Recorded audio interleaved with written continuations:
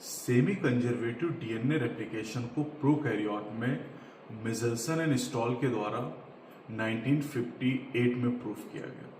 E coli bacteria पे इन्होंने experiment किया था और caesium chloride density gradient centrifugation technique का इन्होंने यूज किया। नाइट्रोजन के दो आइसोटॉप इन्होंने लिए थे, एक N14 light isotope and N15 heavy isotope. कोई भी रेडियो एक्टिव नहीं, पहली बात।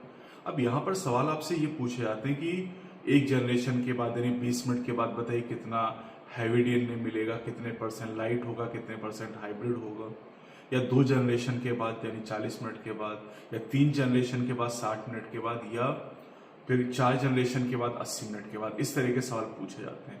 तो कैसे इनको करेंगे, इसके लिए बहुत आसान तरीका है। सबसे पहले तो आपको 2 बातें ध्यान रखनी है।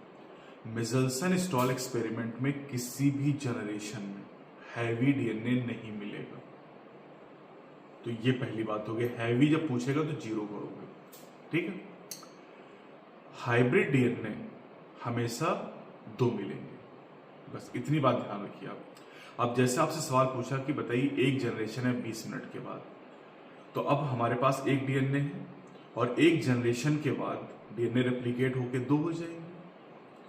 तो 2 हो जाएंगे मतलब दोनों हाइब्रिड होंगे, क्योंकि हर जनरेशन में 2 हाइब्रिड मिलेंगे।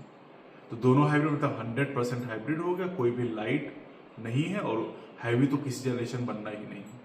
अब आपसे पूछा 2 जनरेशन के बाद बताइए, यानी 40 मिनट के बाद। तो 2 जनरेशन के बाद जब आपको बताना है तो 1 से शुरू करना है। 1 जनरेशन के बाद 1 से 2 हो जाएंगे और 2 जनरेशन के बाद 2 से 4 हो जाएंगे, डबल होता जाएगा। अब जो 4 बने हमारे पास, 4 में 2 हाइब्रिड हमेशा होंगे हर जनरेशन में। तो 2 हाइब्रिड हो गए और 2 हो गए हमारे पास लाइट, यानी 50% हाइब्रिड 50% लाइट, 1:1 का रेशियो आ गया। अब मान लो 3 जनरेशन आपसे पूछा तो 1 से शुरू करोगे। पहली जनरेशन में 1 से 2, दूसरी जनरेशन में 2 से 4, तीसरी जनरेशन में 4 से 8। 8 में से 2 हाइब्रिड, 6 आपके हो गए लाइट। तो 2, 6 मतलब 1:3 का रेशियो आया। 25% आपके हाइब्रिड और 75% आपके हो गए लाइट। 4 जनरेशन मान लो पूछ ले आपसे, तो 4 जनरेशन का मतलब 1 से शुरू करोगे। 1 जनरेशन के बाद 2, 2 के बाद 4, 3 के बाद 8, 4 के बाद 16। 16 में 2 हाइब्रिड हो गए और 14 हो गए लाइट। तो 2, 14 मतलब 1:7 का रेशियो आ गया। तो इस तरीके से आप आसानी से इन्हें सॉल्व कर सकते हैं।